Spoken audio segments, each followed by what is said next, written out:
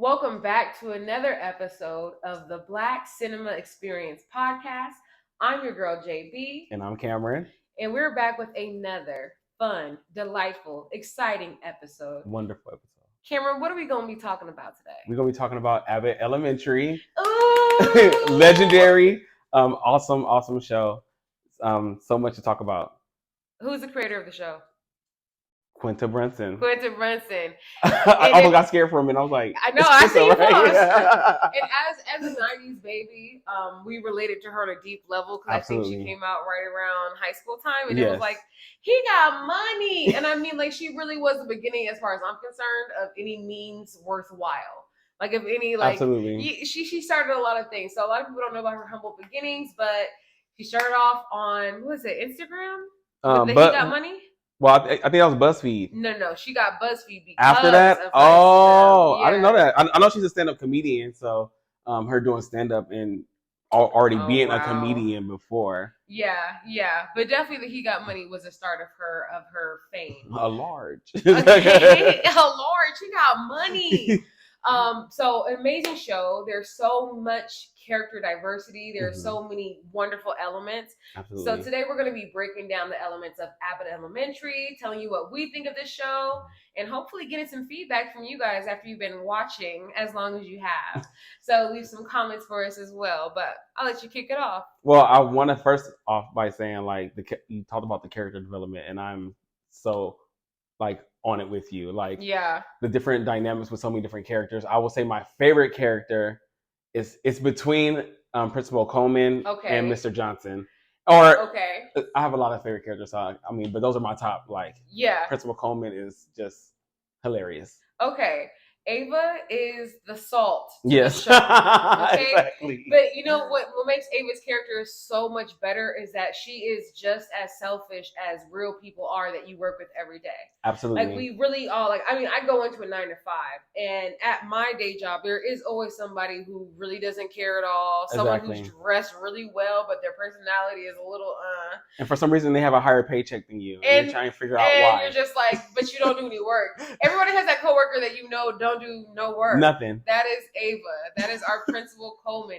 But when you really, there's so many sweet parts about Ava, and I don't want to do this character by character. We won't. But there's so many sweet parts about Ava, as far as like being a principal, where it seems like she's just this selfish person, and somehow the writers of this show have still shaped Ava to be a good person in the end of it. Exactly. You know, like when we're like, oh, we're so mad, Ava's so selfish, but then she's teaching a girl step and they're like killing it. You know, like she's doing all of these things that everyone's like annoyed by, that ultimately lead to wonderful character development. And for she's children. Always current. Exactly. She's like always the one that everyone can turn to and knows what's up before the other adults know what's up. And I feel like I see that a lot in me because I feel like I'm pretty popular, especially when I have my students. You know, I keep up with all the slang. I was doing all the dance moves and stuff. So exactly. So I felt like I understand like where she's coming from. She's a big kid, which makes the dynamic very funny. Yeah, she's a big kid. Her problem-solving skills are big kid-ish as well, you know? But there's something about the show and the way that they actually build the characters up that makes me say, like, I really want to watch more of this. Exactly. You said that Ava was one of your favorites, and I have to say one of my favorites on the show, obviously, is Quinta. Yes. Like, our main character, Janine. She is so pure and so innocent and so well-intentioned. I honestly connect to that character. I feel like in the workplace, I come in, I'm like, hey, everybody. And everyone's like, this girl is like, gonna change the world. It's like they're not happening. Yes, but they're like very unhappy. Like, why is she happy in the morning? Why is she happy every day? Like, what is wrong with this person? Why does she dress like she loves this job? Yeah, why does she care? She attends the meetings. She wants change. She wants better benefits. Like, what is with this person? I feel there's always that one person in the office too, that you can relate to on that level. Just like on they're a good person. They're really trying. And I feel that too because me, again, I don't want to toot my own horn, but being an educator and getting my degree in education, you have that expectation because you really want to help. Yeah. You're like, I went through all this debt. I went through all this training to help. So you come in there like, I'm about to go guns a-blazing, but then you find out real quick, Everybody not about that life like you are, So no. I love like we see that admiration in her, and then also just starting her to realize, okay, it's not going to be the way I thought, but I'm still going to stick it out and try my best, which I love. That what you just said is like one of the reasons why I love the show so much. Mm-hmm. There is this human element that brings us back to reality. Like we can connect with Janine where she's disappointed, and I think a lot of shows that are really modern now, they tend to miss that mark. And I don't want to just do this to us because I know who Bill Cosby is. Yeah. But I have to talk about Bill Cosby, like the Cosby Show, as an entire like being. Yeah. The good vibes it put into the Black community, the way that it educated us on current events without forcing it down our throat. Yeah. Introducing us to small little actors before they became big actors. Exactly. I mean, just everyone having these little roles that meant so much, but it mimicking real life so perfectly. Like Phil going down to the warehouse and like Claire calling down, like, make sure you don't sell my husband nothing. And then exactly. When Cliff comes in, he can't buy anything because the man already said, well, I already talked to Claire and you can't have anything today. Exactly. It's like there was this very human element that the Cosby Show had, which made it so epic and so great, even though we know, et cetera, et cetera. Yeah. We're going to go back to that at another time. But it was excellent. And now we have Abbott Elementary, who's touching on real life. They're making you think about things. They're making every episode heartfelt in a way where life is actually flawed. Life is really flawed, and every episode does a great job of showing you a beautiful balance of some highs and some lows, and tons of learning moments, and tons of friendship and relationship building, and just like even aha moments where it's like, dang, I didn't know that. Exactly. Like Ava was responsible for a big aha moment for like at least 2 or 3 episodes where everyone was like, she's so selfish. She's like, I'm taking care of my mom. Like, boom. Or she came through with the funds for the school, with the grant. So yeah. Without spoiling too much, but I like that you paralleled the Cosby Show because I also want to say like I like how it showed 2 different aspects, especially when we talk about the Black experience, but in the Black lens or Black gaze, how we have that family dynamic at home, but actually really seeing how it is with Black characters in another aspect as far as something that's also close to home, which is school. And then because we try, if you want to go with the Cosby, you can say like, well, they did do school with a different world, which we will talk about in the future. Yeah. But it was just good. It was good to see something so fresh as far as the modern education system and how it does really impact so many Black people. Yeah. Especially being in Philadelphia, which is a predominantly Black school, what the area they are, West Philly, predominantly Black area. I feel like it's just good to see like how they both had those positive dynamics. Like the Huxtables was a positive look at Black family, and then Abbott Elementary is a positive look at Black schools because we see all the fight videos and like kids cussing out. I was just gonna say like when we think about Black schools or kids at Black schools, we're thinking of images like Lean on Me or the one where the white woman had them writing their stories out, Dream Chasers. Dream Writers. Freedom Writers. Hilary Swank, you did that, but there's whoa. But there's so many elements of, Black kids are, the victim, and there's white people coming in, and there's like this white savior thing. And this is just a show in a Black predominant area with Black kids and some other types of teachers, other races, other people, minorities together. And there's not that element of, drug and, there's not that element of it. It's not a grimy show. It's clean. It's good-hearted. It's pure. And then again, there's a teachable moment in every episode. Well, and then also both of us being students of predominantly Latino and African American like minority schools, it's a more similar experience to what I had because I feel like yes, there were like I've had school fights like we know that happened, but it also was like pretty suburban, so like every Black school. Every minority school isn't just like always bad. Yes, there definitely was some underfunding because we had to go through certain things with that. But selling fruit snacks to go on selling fruit snacks to go on trips and stuff. And even though the football team was over here getting new gyms, but you really hold a grudge. I try not to. I'm trying to walk in forgiveness. But just seeing like such a similar experience. So I feel like most people do have, and seeing it accurately portrayed is also a really good feeling to have with the show, and I just love that. But I do also love how they do incorporate the white teachers and didn't call out certain aspects, like that white savior complex that we have with certain characters sometimes with Jacob. But I feel like I don't get that from Miss Schmetty because I feel like Melissa. She's pretty good at what? At knowing her place as far as in the education system. No, they do a great job because sometimes she won't say anything. Exactly. And it's like, sometimes white people, this show is teaching you what we need from you. Okay, sometimes it's silent. Just a listening ear. Yeah. But also they've showed it too, like with the black characters listen to white teachers and hearing that perspective, because white people come into a predominantly black space. Yeah. Given the history and given sometimes people's feelings can be detrimental. So well, you said something very valuable, which was it reflected the life that we actually grew up having. We went to a school that was diverse. I won't even say black and Mexican dominant because I had classes with white people. Yeah, and Asian. And Asian, nice Samoans. Like we're from California, so we had classes with everybody and we met everybody and knew everybody. And I think the show does a good job of showing us all the different variations of people that you might come across in Philly. Even with that being said, because we know the show wasn't shot in Philly, it was actually shot in California. Which makes sense. And they built the studio up to make it give it that real Philly-esque vibe. And they do that with so many different. It's always usually LA. They film it in LA or New York. Yeah. And of course you would, because it's California. Like, why wouldn't you? Yeah.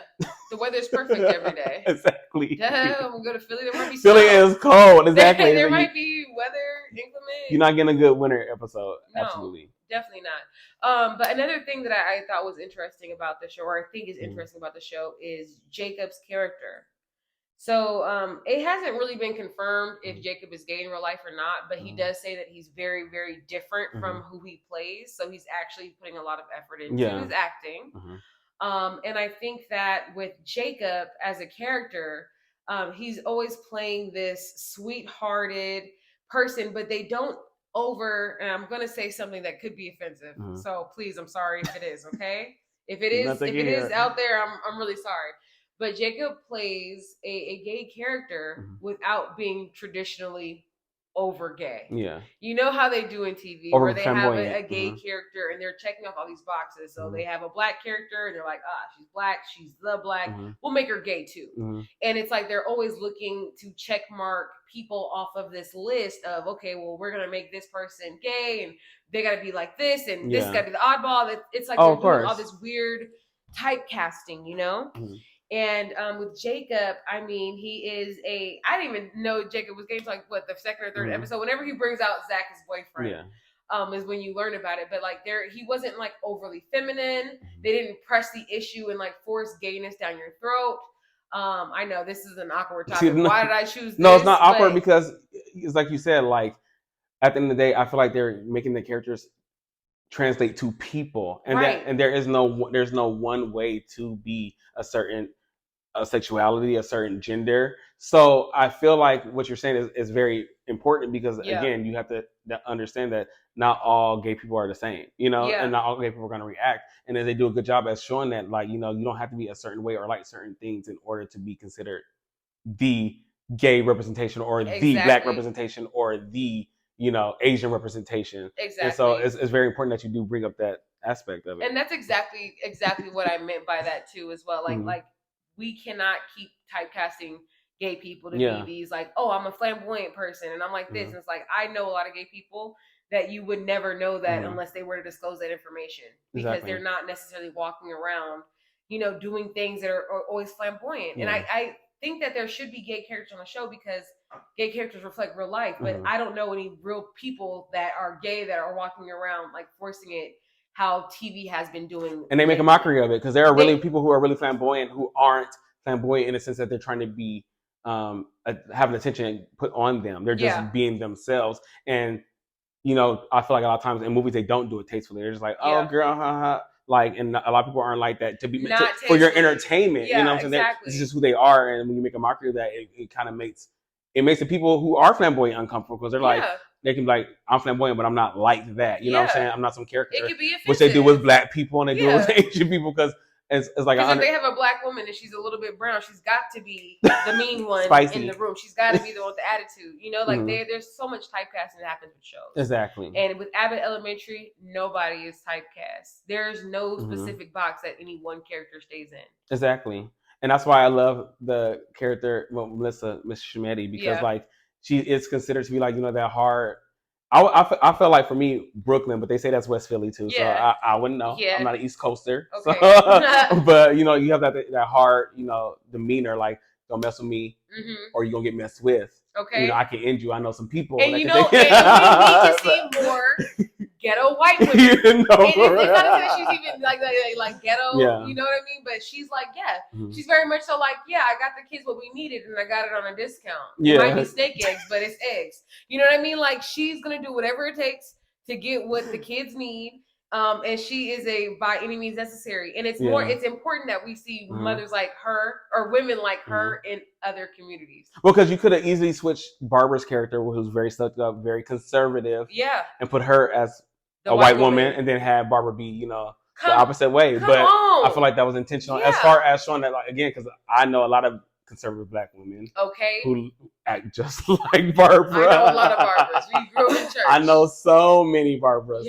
And we love our Barbaras. We love everybody. We do. But again, they even give her a different, you know, aspect to her, you know, for her being more understanding and willing to admit her fault. Because, you know, a lot of real Barbaras will not admit their fault. Yeah, that's true. But they make our Barbara really strong. They do. And I was going to say it helps translate into the character like interaction, because I feel like it just gels so perfectly because the way that they've designed these characters makes it flow, and you feel like you're still getting something fresh, because you see how sometimes in one episode Barbara and Melissa will be really close, but then, you know, other days they kind of are separate. Yeah. Because sometimes somebody you work with, you love, you care about, you see every day, 5 days a week, you know, 8 hours a day. You do get tired of them sometimes, or, you know, you might have a little disagreement, but you end up coming back.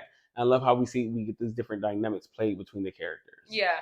Well, I think that something about great writing, which this show is like completely packed from start to finish with great writing. 2 thumbs up. Is that they know how to build enough conflict or enough tension between the characters to really help the audience feel what they're feeling. Yes. You know, like we feel the disappointment from Janine when her mom is at the school and she didn't ask her to be there, she's been getting ignored phone calls, or we feel the tension between Greg and his father. I know you saw that episode. Oh yes. And it's like he comes. Oh wow, what a perfect father for him. But he comes to the episode and he's like uptight, real stands like a soldier, and it's like everybody has that. We all can say that we either relate to it, seen it, or have experienced that level of, okay, my dad's here, I gotta like tighten up, or my parents are around, so I can't do the things I normally do. Like there's this tension until you actually break that ice with your parents and they actually learn to, you know who you are. There's all of these moments in the show that just go back to real life, and it just touches you where it's like, wow, I feel that. Like I've actually cried at Abbott Elementary. I've actually like we watched witnessed it. That. Yes. We witnessed today. Absolutely. And I understand the tears. You should always be able to shed a tear at great cinema. It was the episode about mother and daughter relationships. And honestly, if you are making a show and I can't summarize it like that, I don't even know if I want to be part of it. You know, really? If I'm talking to you about your show and I can't summarize the episode with a general, like, it was heart touching because Gregory lost his girl to his best friend. Yep. Boom. Episode. I just got the whole episode. Exactly. Everything now in TV is just so complex. It's like the webs that we weave in these characters. It's like, none of the characters are actually developing or evolving because everything now is just so complex where you only see this person for a second and then this person for a second. And there's no like actual development. Like not to like knock on this show, but like I'll say like in You. Yeah. I feel like this last season, because in the beginning it was completely different, but this last season there was absolutely no like real character development. Why do you even like this woman, Joe? Yeah. Is there any type of connection? You know what I mean? Besides, she just happens to be at the place you work sometimes. Literally. And it's so funny you said that, because when you were talking about it, I said like, we have gotten so used to making everything so complicated when people really are just simple. Yeah. And I know it sounds like, so like, well, everybody has their own story. Everybody has their own story, but everybody's story is the same. Yeah. Like, you know, it sounds like, so like, oh, we're like, I'm trying to simplify it, but it is that simple. Yeah. Like, you don't have to like, your mom, was a crackhead. Now she's not a crackhead. But it was this one time while she was a crackhead, she saved your life, which is why you still love her. Right. You forgive her for being a crackhead. And it's like, I did not need to know all of that. And for some shows that may be what it is. But for a sitcom, you don't need all that. You don't need all that. It's like just the right amount, like you said, tension and release, Yeah. So tension, release, and conflict, yeah. And but it also goes into, I feel like that's what makes it so nice with the tension release, because I also feel like it's not, even though Quinta is like the star, she's not the star. Yeah. I feel like, and yeah, I've gotten like, I feel like I'm not trying to like downplay, because I love all the characters. Mr. I feel Johnson is a star. Mr. Johnson is the star. Is that what you were gonna say? Mr. Johnson is the star. But I'm saying, like, because I feel like everybody has had their moments. And it's not just like, how you have a regular show. It's like, this show's about me. Mm-hmm. I'm going to give Jordan her moment. This show's about Cameron, but he's going to give Tom his moment. It's like, no, it's Abbott Elementary, not Janine Elementary, So. That's why I equate it to The Cosby Show. Mm-hmm. Because, like, we all, like, watch the show, mm-hmm. and we all have a feeling about Bud. Yeah. Like, we all like, oh, we know who Bud is. That's exactly. Rudy's best friend. Like, Bud. When you think of Vanessa and you think of Robert. Yes. Lover boy Robert. Mm-hmm. You think of Theo and you think of Justine. Yes. Justine. Oh, baby, I'm sorry. There's like all of these like relationships that they have with people where they come on the show, but we love them, and they stick around just like people stick around in real life. Yes. Just like if you were to fall in love with somebody as a kid in high school, and you come around your parents later on, and that kid comes to a family barbecue because y'all grew up together, and your mamas knew. There's this interconnection, and I do feel like Abbott Elementary does a great job at building up the connections as well. Yes. You know what I mean? They're just really thoughtful about all of this. Mm-hmm. It just mimics reality so well. Like Greg having a girlfriend, but it being Barbara's daughter. Yes. Like what? And you're like, oh snap, because that's what really be happening in the streets. That's how they met.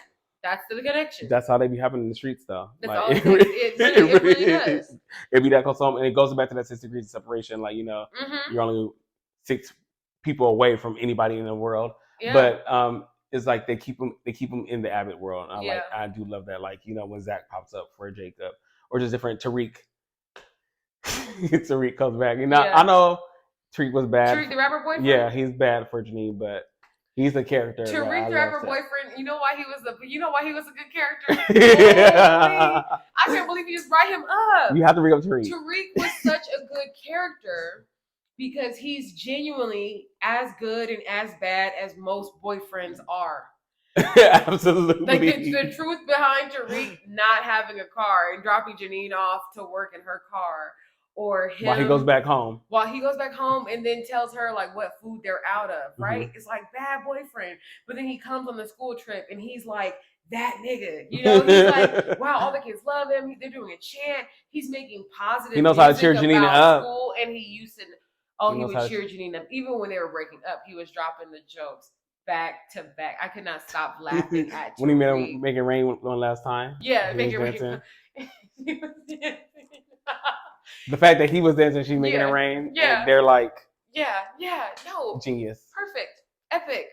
How do you also feel? Because I understand, like, with a lot of sitcoms, especially with Black cinema, we always have to make a comedy. Like, there's not like a lot of serious drama that we can say like, oh, that's this show for a sitcom, at least, I guess. And maybe sitcoms are supposed to be comedy. Don't get me wrong. Yeah. But like, how do you feel about it? Like, it being in the comedy genre, like, do you feel like that was very necessary? Do you feel like this is something that could have been taken a little bit more seriously? Because we do need to talk about, the inconsistencies of the school system and what's plaguing the Black community. The world is hard. The world is really hard, and I think that actually Quinta Brunson they do a great job at including real life things into the show.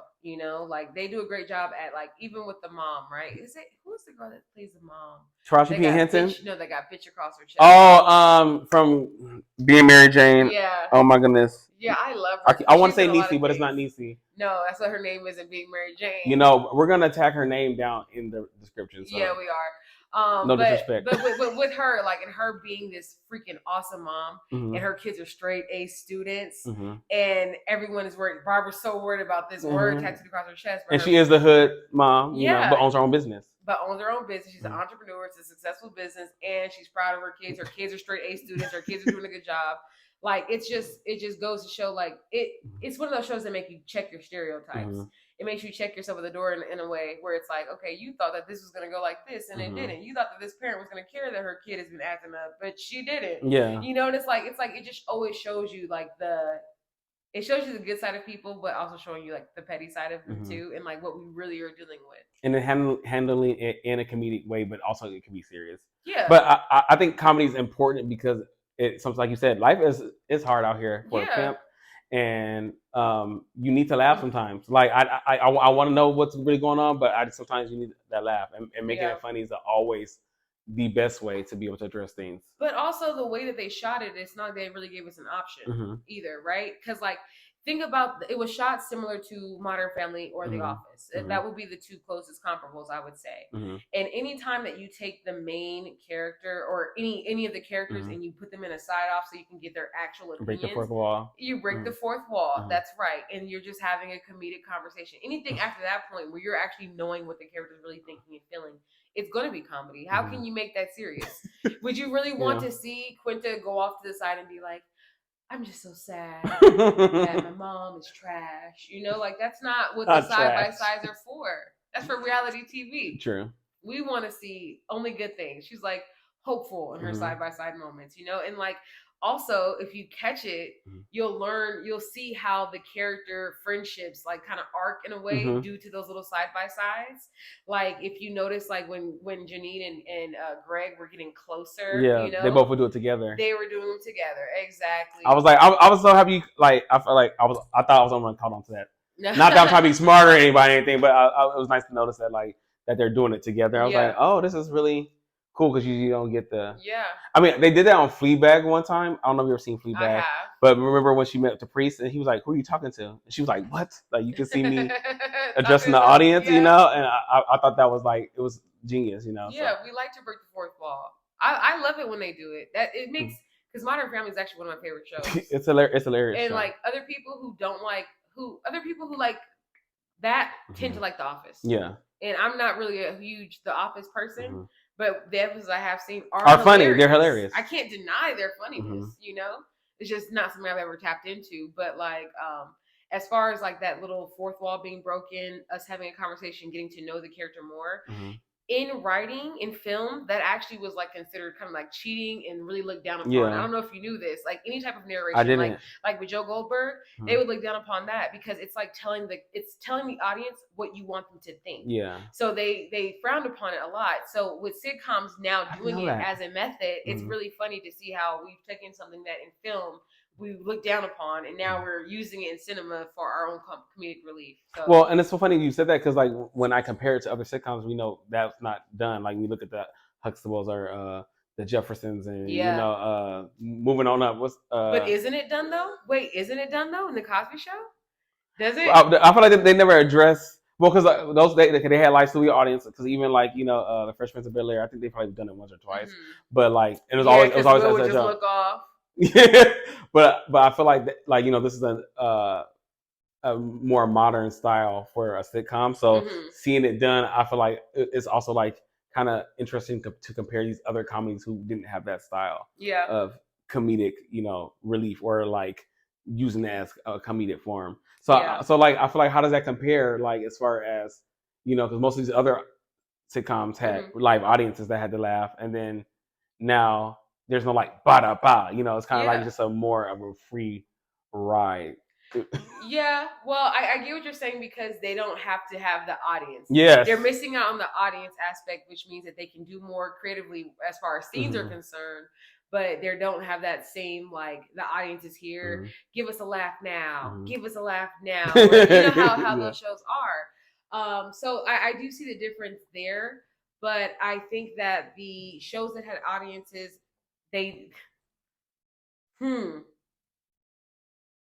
Okay. Well, I like it. No, again, I'm not trying to make it too complicated, but I just feel like I like the vibe that it brings as far as like, you know, because it replaces the audience very much. Like just having that cameraman catching these like one-off moments where you're getting the character's thoughts. It replaces the camera, but sitcoms were very improvisational, like back in the day.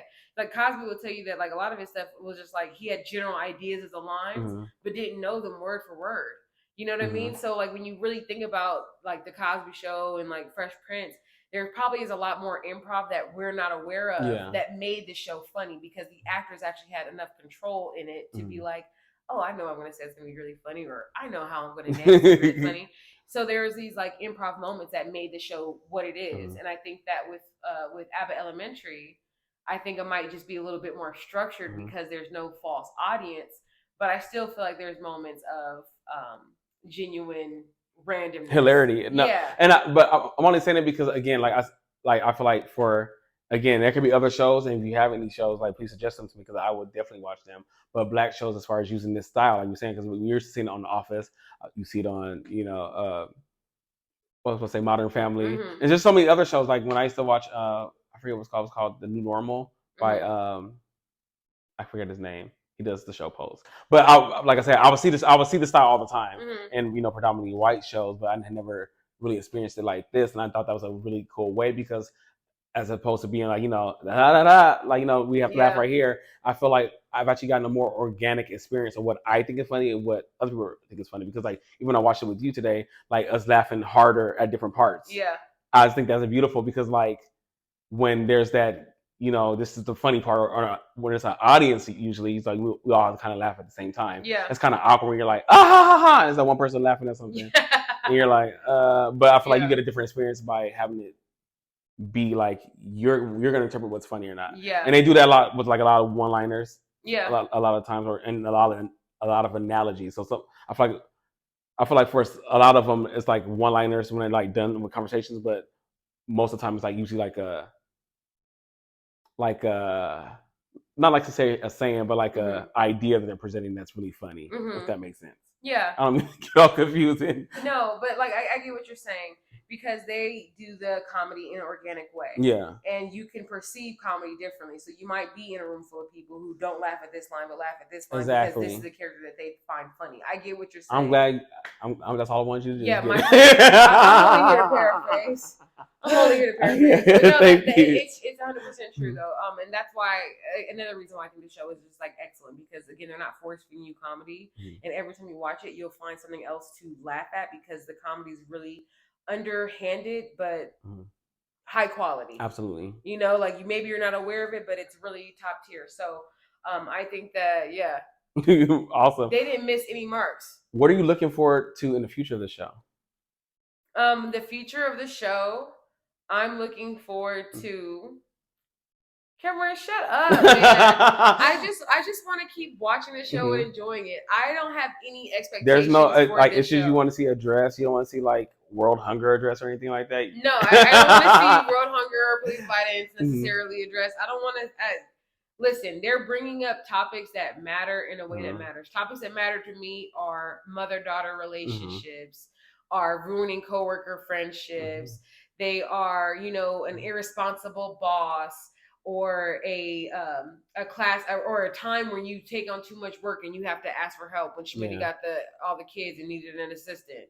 Yeah. You know what I mean? Like there's so many things in the shows that are like that's so relatable. That's so relatable. I honestly have no expectations. All I know is that every episode either I learn something inadvertently or I connect to something that I felt in the past. Nice. You know, like the episode with the mom and Barbara standing up for Janine. I was like, yes. Somebody finally had her back. But you know, this show is so good, Cameron. This show is so good. Because you know what? There's all these little things that if you study film, you'll notice. You know, when she was mad at Gregory or mad at herself or whatever in the most recent episode, she's talking to him with her arms crossed. And we have never seen Janine with her arms crossed. Ever. That's crazy. When you said that, I'm like, wow. When has she done that? Ever? You got the eye. You got the eye. My pleasure. My pleasure. But I'm gonna tell you what I expect. No, I think it's going a great direction. I love how they incorporate so many different actors we love, like by bringing like Leslie Leslie Odom on there, Taraji P. Henson, so many different characters they bring on. I actually feel a way about that, but continue. So what I want to see is I want to see more of Janine's development with her mother. I think we're gonna get that because I just love Taraji P. Henson. So I mean, I guess I'm a little biased, but also want to see. I want them to start introducing more of Barbara, like her husband. Like her husband. We ain't seen him yet. You know, I know that's. But we know this. They gonna cast somebody good though. That's why I know they're trying to figure it out. So I know they're gonna cast somebody good. But I'm just saying, like, this is what I expect to see. I also want no less than 8 seasons of this show. And also, maybe we can find out some more about Mr. Johnson. We need to find out more about Mr. Johnson. Because you know what? One thing that I liked about her talking about him in previous interviews, she was like basically saying how he was kind of like, he was a janitor for one episode, but essentially, I'm summarizing. When they got the vibe of him, they were like, we can use him some more. They started putting him in everything, and now he's one of the funny cast members too. He's a main character on the show too. So like, I respect Quinta so much as a person in this world who wants to control everything, going with the flow. Yeah. Right? Could you imagine if they saw Mr. Johnson's magic on episode 1 and they were like, we're going to keep going with what we originally had. Yes. People don't understand when you are a film writer, when you're in that room, you are rewriting the same episode 10, 20, 30, 45, 600 times. And then rewriting. It just never stops. And then when you start filming it, you're also rewriting and changing. And then when it's edited, it's being rewritten again. Exactly. It's being rewritten so many times. So people don't realize how much that rewriting changes the entire narrative. But for Quinta or for her team or however they work it, to have seen his energy and said, oh wait, there's something special here. We can't miss this. That's how miracles are made. That's how magic is made in the film world, So I love what they did with Mr. Johnson. I do hope to hear more about him and his life and his stories. Absolutely. And can I talk about the Taraji thing? Absolutely. Excellent. I mean, since you're gonna bring it up, I'm already on like defense mode. Taraji is an excellent actress. She is world renowned. She is who she is. Okay. This show, it has so much power where you don't need to have a highly decorated, award-winning actress play that role. Okay, I see. That's all I'm saying. I'm just saying that there might have been a opportunity there for her to have chosen somebody that actually was more of a connect to her. Because here's the thing that's unfair is that she already has us. Like we're already like under her spell with Abbott Elementary. We're already subscribed. We're already watching. We're heavily invested. So she didn't need to pull out a Taraji Henson trick out of her bag. Okay. She could have used any other Black woman that could have done the part. There was nothing that was exceptional about what Taraji did in today's show. It was like she was Yvette but grown up. And I could have went without Taraji being that character. I love Taraji as an actress. She did not need to play Janine's terrible mother. I feel like that's an opinion. And I agree. I'm sorry, because I definitely understood. We all knew when we saw the headline Taraji P on Abbott. Everybody knew it was like it's a star grab. But I feel like, well, I mean, because again, it did not need to have anybody else. It was not needed. Because I feel like one of the big names is having Shirley Ralph in there. So and I understand yes, you don't need another star, but I just like the fact that they are including people that, who do deserve to have their due and do deserve to be treated like, oh, this person is joining our cast.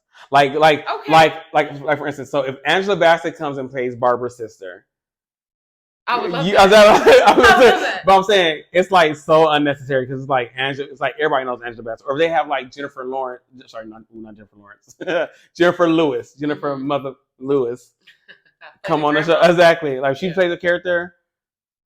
You're obviously like, you don't have to get this name to bring it to the show, but it's like for me, I'm just like always living for it because I just love them so much. It's true. You're saying something that's 100% true because you know what? Every once in a while on the Cosby Show, I did it again. But they had Nancy Wilson, so they had they bring the real stars in. And then you would see them interact with Cliff in a very normal way until they did something that was star-worthy. Exactly. Yeah, that's true. That's true. But I will say, if they do that where they bring her in as her mom and then either don't bring her back or like it's another person playing her mom. Mm-hmm. Yeah, it's gonna be problems, big problems. It's gonna be like, now y'all know y'all shouldn't be doing this. Yeah. But I'm definitely looking. I'm serious when I say this. Listen to me, Quinta. At least 8 seasons. Cameron, at least. Cameron. And I know y'all. You cannot do that. You have to let things happen. If you could give us 8 seasons of Grey's Anatomy and all these other shows. Oh, that's Shonda who did that. Exactly. So I know. I'm not trying to compare. I'm just saying I know it can be done. But should it be though? It is great, but how many life lessons do we have? I don't know. There's life lessons every day. I don't know, because like I don't necessarily have a desire to see like Quinta grow into the character that gets married to Gregory and has kids. I don't necessarily. That's exactly what we need to see, and see those bad kids running around, one acting like Gregory, one acting like Quinta, and then twins. That's not the goal. It's so not the goal. You know why it's so not the goal? Why? Because it again enforces some standard that women have to procreate or get married to have worth in society. True. So we don't necessarily need the show to go that route because again, we're defying the odds. Okay. All these characters are unique. They're not people that we've seen before. So to see them go for the same usual character trope of we fell in love and have babies, that would actually be a giant letdown for me. What? Yeah. I'm shook. Okay, I can see you say that it's so cliche, but you also said like how many lessons are there to learn? I mean, there's only so many different avenues you can go down before you get married and have kids. But who said? But okay, you brought up the kids. I didn't bring up no kids, so I want to go there. Okay, because if they had a modern marriage, they could be child free and living their best lives. Yeah, and it doesn't have to be like, oh, I can't get pregnant, so we're child free. And some people really just choose to be child free because they don't want no kids. Yeah. And they can have kids and they be scared when they think they're about to get them, And again, I feel like it's not either or, but I feel like I would like to see development of these characters because it's good. I feel like the shows that have such a good impact are the shows you're able to grow with. Mm-hmm. And you like, I've seen Janine change, but I've also seen Cameron change, Okay. Or I'm just being selfish and just want to keep watching the show. Yeah, I want to keep watching something that adds value. And right now, the show adds value with every episode. And I can't promise that there's going to be 8 seasons because we're in season 2 on episode 20. Right exactly, now. And that's how. And a regular season would be like 12 episodes. This would already be like season 3 ending type amount of episodes that she's pushing. No, she's really doing the Lord's work because this is how TV is supposed to work. You're supposed to give me 20 episodes per season. Yeah. 15 seasons. That's how they used to do them. We don't do that no more because we don't want to work everybody like mules. Okay, I understand you have a life. I understand that. It's called limited series. I've been a fan since they came out. I know they have a start and a finish, and it's usually about 5 episodes. But I can't let go. So I do like limited series, but I said they could have also did this. But I understand some stories end. Yeah, some stories end. But I don't see the ending in anywhere nearby for Abbott Elementary. It's too greatly praised. It'll have at least as many runs as Emmy nominated, Emmy award winning. Okay. It is. I'm saying. It is. I'm saying it'll have a long run. I'm sure of that. Any other hot topics you want to talk about the show? Because there's a lot to talk about. I mean, we can go on and on, but I would rather for you all to just go out and watch it, support the show. You can watch it on Hulu. However you want to watch it legally. So they get their money. They actually have it on HBO. They have it on HBO. See, even better. Because she out here doing big things. Okay, the He Got Money girl got all money. The money. Okay, look at God. Getting large popcorn. Won't he do it? Do it for me. Seriously. So honestly, really good show, really great watch. Thank you guys for tuning in and hearing what we think about Abbott Elementary. Feel free to leave some thoughts, opinions, comments, questions, or concerns in our comment section. And get at us. Thanks for watching. We'll see you at the next episode of the Black Cinema Podcast. We gonna come up with a theme song. Lyrics. We're lyrics. I'm gonna do it with you next time. Next episode, I will do it with you. I promise.